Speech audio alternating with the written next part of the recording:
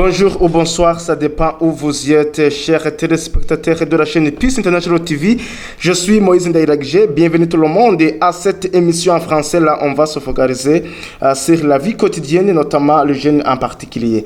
Comme vous le voyez sur vos écrans, nous sommes avec les jeunes, ceux qui vont nous partager leur expérience. Avant de commencer, j'aimerais qu'ils fassent leur présentation. Soyez les bienvenus. Oui, merci beaucoup. Moi, je réponds au nom de Daniel Mousso Amissi. Je suis très heureux d'être avec vous sur ce plateau. Merci. Ok. Bon, merci. Je suis aussi heureux d'être ici. Moi, c'est Biamungu Muluko Djoba. Je suis un futur ingénieur et je suis aussi un jeune entrepreneur, assistant social. Je fais l'ingénierie. Je fais l'ingénierie génie civil à Europe. L'Université Espoir d'Afrique. Ah, ok, merci beaucoup. Est-ce que vous êtes tous burundais?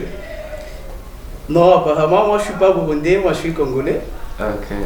Mais moi aussi, je suis aussi congolais. Ah, mais je vis au Burundi. C'est très enchanté, vraiment. Vous êtes bienvenue dans notre pays. Merci beaucoup. Ok. Je pense que vous avez déjà entendu notre sujet. On va débattre sur le chômage, surtout pour les jeunes. Est-ce que, M. Daniel, avant de commencer, quand on dit le chômage, qu'est-ce qu'on peut comprendre? Lorsque nous parlons du chômage, nous voyons quelqu'un qui n'a pas d'emploi. Quelqu'un qui n'a jamais travaillé. C'est ça, selon moi, le vrai sens du mot chômage. Comment tu peux définir? Ouais, c'est ça, le mot chômage. Quand on parle de mot chômage, on parle de manque d'emploi, de manque du travail.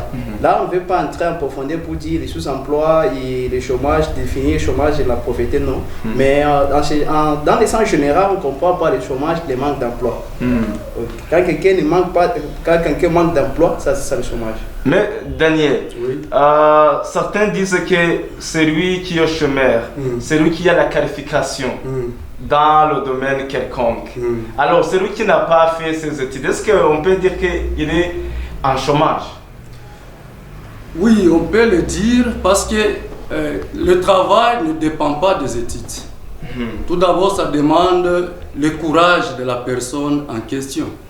Si nous pouvons voir toutes ces entreprises créées ici chez nous au Burundi, est-ce que si nous pouvons entrer en profondeur et savoir les propriétaires, nous pouvons rencontrer certains parmi eux, n'ont pas passé au banc de l'école, mais ils ont eu seulement le courage, ils se sont mis quelque chose dans la tête et dire que j'ai quand même les capacités, même si je n'ai pas eu le temps de fréquenter l'école, mais Dieu avait mis quelque chose dans moi que je peux exploiter et peut-être dans l'avenir, ça peut venir aider ma société. Monsieur Djobam, qui se confronterait au chômage actuellement? Qu'est-ce que vous dites? Qui se confronterait au chômage actuellement? Actuellement, la plupart des gens qui sont confrontés au chômage, ce sont des jeunes. Disons comme ça, donc des jeunes sont beaucoup attaqués par le chômage. Comme il a dit que le chômage ne dépend pas des études. Donc il y a des jeunes qui n'étudient pas, il y a d'autres jeunes qui étudient, mais la plupart, donc la majorité des pourcents des jeunes sont attaqués par le chômage. Ils sont chômeurs. Donc manque des emplois, c'est comme ça. Daniel, tu as dit qu'il faut créer des emplois. Alors, c'est ça, c'est ce qu'on appelle l'autonomie. Oui. Quand on dit l'autonomie, donc c'est la capacité à gérer la vie quotidienne. Oui. En parlant d'une personne, est-ce que son moyen peut aider à combattre le chômage? Oui, ça peut aider parce qu'on a cette expérience à beaucoup de personnes qui se sont données, comme je l'ai encore dit bien avant, le courage de dire qu'avec le peu que j'ai, parce que comme venait de dire mon frère Djobam ici, il y a certains jeunes qui ont des moyens mais qui n'ont pas d'idée. Quand j'ai des moyens mais qui n'ont pas d'idée. Qui n'ont pas d'idée. Quand je parle de l'idée, je vois le fait d'entreprendre. C'est-à-dire, tu peux avoir l'argent, tu le gaspilles dans des choses qui sont inutiles, qui ne peuvent pas vous aider. Vous pouvez avoir par exemple 10 000 francs présentement et vous dites non, je peux prendre l'alcool Après 2 minutes, 10 minutes, 20 minutes, l'argent s'épuise et tu restes ivre. Et après, qu'est-ce que tu donnes comme un pas au développement de notre pays, au développement de l'Afrique? Rien du tout. Mais quand il y a ce 10 000 francs et tu te dis que dans ma tête, je pensais peut-être vendre, par exemple, les arachides. À partir de ça, tu peux gagner un autre 5 000. Et ainsi, avec le jour, tu peux arriver même à gagner même 50 000, 100 000. Et avec aussi des connaissances, parce que la pauvreté, tout d'abord, commence à partir de l'ignorance. Et si tu t'affectes à quelqu'un qui est un peu éveillé que toi, avec le peu que tu as, il peut t'aider à associer les idées et tu peux progresser avec les petits moyens que tu as. Et demain, tu ne seras plus appelé excusez, chômeur, mais on va t'appeler, on va te donner une autre dénomination et qui peut te donner de la valeur au niveau de notre société. Pour ceux qui ont des idées mais qui n'ont pas de moyens financiers, comment la situation? Bon, le monde actuel, moi, je l'appelle toujours un monde de connexion. Cela veut dire quoi? Vous pouvez avoir des idées et vous n'avez pas de moyens. Cherchez à vous connecter aux personnes qui ont les moyens. Ils sont là, ils ont les moyens, mais il manque qui peut venir les aborder. Et pour s'aider les peu qu'ils ont et aider les autres à avancer. C'est dans ce sens-là. Monsieur Jobam, actuellement, on dit qu'on ne peut pas entreprendre un projet lorsque tu n'as pas de moyens financiers. Est-ce que c'est possible que tu peux entreprendre un projet toujours où tu n'as pas de moyens financiers? Bon, normalement, dans la vie, pour entreprendre, il faut que vous ayez des moyens financiers. Mais ce n'est pas seulement une évidence qui est là. Je peux prendre comme l'exemple, moi, je suis Jean-Fitiers ingénieur et je devais entreprendre dans mon domaine d'ingénierie. Ça veut dire quoi? Pour entreprendre que vous n'avez pas de moyens, comme l'a dit, tu ne peux pas avoir les moyens, mais quelqu'un a des moyens. Il faut avoir des connexions, il faut créer des connaissances. Parce que pour entreprendre seulement, il ne faut pas que toi tu aies des moyens. L'autre peut avoir des moyens, il peut avoir des moyens et moi j'ai des idées. Tu vois, moi, je n'ai pas de moyens. Mais quand je crée une connexion, une connaissance avec lui, là, on peut combiner les moyens et les idées. On crée. Ce n'est pas nécessairement que vous, seulement, vous ayez tous, vous ayez les moyens, vous ayez seulement l'argent. La connaissance, la connexion en font partie. Daniel, vous êtes venu ici pour nous partager de votre expérience. Jusqu'à présent, qu'est-ce que vous avez avisé de faire après peut-être vos études universitaires? Ok, moi, en réalité, je suis un gestionnaire de formation parce que je fais l'administration et gestion de projets au supérieur. À l'université? Oui. Et c'est au Burundi ou au Congo? Non, au Congo. Alors, avec le peu que j'ai eu comme connaissance, et étant encore un enseignant, parce que j'enseigne au niveau des écoles d'ici au Burundi, au niveau des écoles secondaires, j'ai toujours appris à mes élèves comment entreprendre, comment créer l'emploi, comment améliorer votre vie. C'est dans ce sens-là que beaucoup d'élèves qui m'abordent, ils me posent aussi de telles questions. Alors qu'est-ce qu'on doit faire? Mais est-ce qu'on n'a pas de moyens? On a encore les élèves, est-ce que ça peut marcher? Ainsi de suite. Alors moi, je les ai toujours dit que même si vous êtes encore les élèves, ça peut toujours marcher. Parce que tout est possible lorsque vous avez quand même une idée qui te dit qu'un jour, j'aiderai ma société. Un jour, je deviendrai quelqu'un dans ma vie. Alors, dans ce même angle d'idée, il y a à présent au moins 2 ans passés, certains de mes élèves sont venus me voir. Ils m'ont dit, monsieur, nous on donne de l'argent comme argent de poche. Quand nous venons à l'école, les frais de transport est quelque chose que nous pouvons nous ravitailler après les études, acheter du secret, ainsi de suite. Alors nous voyons qu'avec les idées que tu nous donnes, monsieur, on pourra faire quelque chose et ça peut nous aider à aider la société. Je les ai dit oui, ayons le temps, discutons un peu sur ça. Et un jour, ils ont demandé un rendez-vous, ils sont venus chez moi. On a discuté avec eux et aujourd'hui, on a déjà une société coopérative, ici même au Burundi, qui s'appelle TVB Group. C'est-à-dire Turikumwe Vyose Bira Shobuk. Alors, avec le paix qu'on avait, et ont apporté quelque chose. Moi aussi, j'avais apporté quelque chose. On s'est dit, on ne peut pas les garder entre nos mains, mais passons à l'action. Et comment est-ce qu'on va passer à l'action? Il faut se renseigner. Comment est-ce qu'au Burundi, on travaille pour créer une société?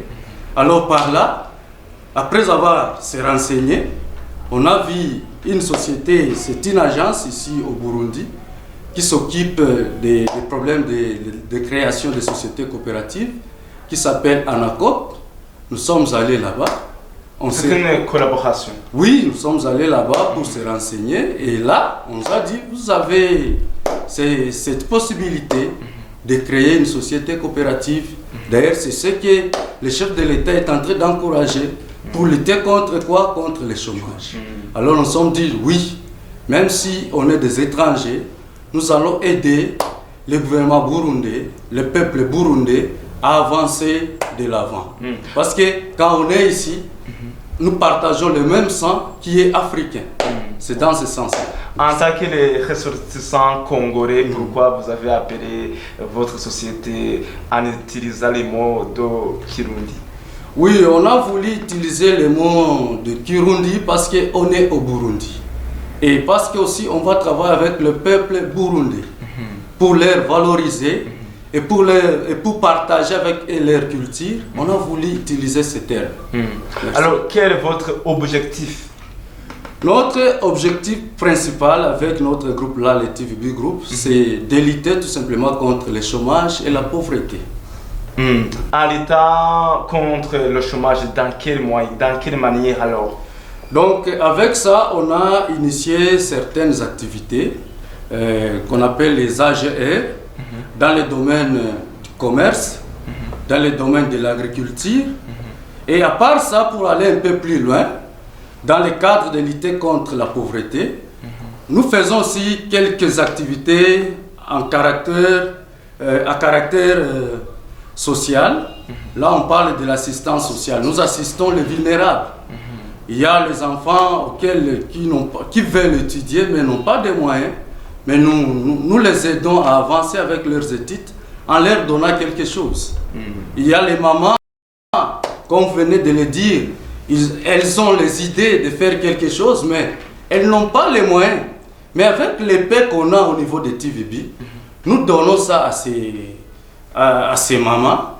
Et aujourd'hui, elles avancent aussi très bien dans leur vie. Elles trouvent de quoi manger, elles trouvent de quoi ravitailler, le savon, acheter un habit pour un enfant, tout ça. Et c'est déjà une bonne voie pour accéder quand même à l'émergence socio-économique. Quelle est la source de votre financement? Non, notre source, c'est autonome. Nous faisons l'autofinancement. C'est-à-dire quoi? Pour aider les autres. Pour aider les autres. Parce que nous contribuons entre nous, les membres, nous contribuons quelque chose chaque fin du mois. Et lorsqu'il y a un besoin qui se présente, nous faisons des contributions qu'on appelle spéciales. Et à partir de ça, on fait quelque chose. Merci, M. Daniel. Merci beaucoup. Merci beaucoup. Okay. Merci. Monsieur Djobam, quelles sont les causes du chômage? Bon, merci. Là, je devrais partir en profondeur, mais il y a trêve des causes du chômage. Le chômage d'abord doit dépendre de quelqu'un, celui qui ne travaille pas. Le chômage doit dépendre aussi du manque d'emploi dans un pays. Le chômage aussi dépend aussi des manques d'études. Le chômage aussi dépend aussi des manques de connaissances. Ça veut dire manque des innovations, certaines idées innovatrices dans la tête. Il y a très des choses là, des chômages. Vous voyez, il y a ces gens-là qui se laissent moi, ils pensent que la vie c'est de rester assis, des mains arrivées comme ça. Ils ne veulent pas travailler, ils n'ont pas des idées, ils n'écoutent pas les gens qui travaillent, donc des trucs pareils. Il y a aussi les gens qui attendent seulement que le temps, malgré que le temps doit créer des emplois, mais on devait commencer par nous-mêmes parce que le temps ne doit pas créer les emplois qui vont satisfaire tout le monde comme ça. Donc, vous voyez comme ça, malgré que le temps ne doit pas créer des emplois. Donc, il y a des causes, des trêves de causes, vous voyez comme ça. Je pense là, il y a manque d'études, vous voyez, manque aussi d'idées. Manque aussi d'aptitude de travailler. Ça, il y a des gens qui sont beaucoup paresseux, ils ne veulent pas travailler.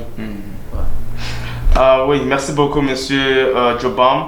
Alors, nous arrivons à la fin de notre émission, mais avant de conclure, j'aimerais quels sont les conseils dont vous pourriez prodiguer aux jeunes qui croisent leurs mains, toujours indépendants sur le gouvernement. Daniel. Ok, merci beaucoup. Moi, j'ai toujours conseillé à la jeunesse actuelle d'abandonner la paresse. Parce que beaucoup de nos jeunes aujourd'hui sont paresseux. Ils pensent que la vie tombe du ciel et ça s'améliore automatiquement. Mais la vie, Dieu, lorsqu'il nous a créés, il a mis quelque chose dans nos têtes. C'est à nous de prendre la chose là qu'il a mis dans nos têtes avec nos deux mains et de travailler sur ça. De plus nous travaillons sur ça, de plus notre vie change. Mais ils proclament qu'ils n'ont pas de capital. Non, le fait de dire qu'ils n'ont pas de capitaux, moi je peux dire, d'une part ils ont raison, d'autre part ils n'ont pas raison. Parce que je dis le monde actuel c'est un monde de connexion. Ok, il y a les gens dans notre société actuelle qui veulent avancer avec les jeunes, mais qui se retrouvent avec le temps quelque part trahis par ces mêmes jeunes. Ils se disent nous n'avons pas de capitaux, oui. Alors moi j'en ai, venez, je vais vous donner les capitaux et travailler. Et quand on leur donne ces capitaux-là, au lieu de mettre ça en action selon l'objectif, selon le but qu'ils ont promis à la personne en question qui les avait financés, mais ils prennent l'argent, ils détournent ça dans d'autres affaires. Parfois ils bouffent, parfois ils abandonnent même le pays. Avec de telles personnes-là, pensez-vous qu'on va avancer?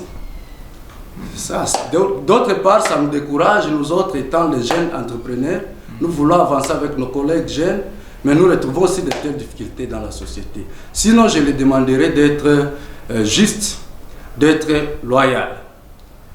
Le fait d'être juste et loyal, ça peut nous amener plus loin. Merci. Merci, ok. Monsieur Jobam, en un mot, qu'est-ce que tu peux dire? Bon, merci. Je dirais que les jeunes devraient beaucoup travailler parce que le chômage, la pauvreté, la richesse, je m'excuse, toutes les choses là commencent par dans le mental. Donc toutes les affaires là sont psychologiques. Et en plus, on devrait penser à aider les autres, à faire l'assistance aux autres. Parce que moi, je suis convaincu qu'on réussit aussi en aidant les autres. Quand tu trouves quelque chose, il faut partager aussi avec les autres. Les gens devraient travailler, les gens ne devraient pas se laisser. On devrait savoir que c'est nous qui sommes les mondes de demain. Donc, le monde de demain appartient à la jeunesse au quotidien. Donc, on devrait travailler, être fort, être loyal, comme il a dit, comme ça, être des entrepreneurs. Ça ne veut pas dire que tu sois ingénieur ou quoi, mais on devrait entreprendre dans tous les domaines. Comme je l'ai dit, moi, je suis un ingénieur, mais je vais entreprendre dans l'ingénierie. Je suis un ingénieur et un jeune entrepreneur. Donc, comme ça, c'est ce que les jeunes devraient faire. Ok, voilà, nous venons d'arriver donc à la fin de notre émission. Je vous remercie pour avoir répondu à notre invitation. Je pense que la fois prochaine, vous allez répondre à notre invitation aussi. Merci beaucoup, ça a été un plaisir. Ok, c'est parce que nous mettons un peu final de cette émission si pertinente.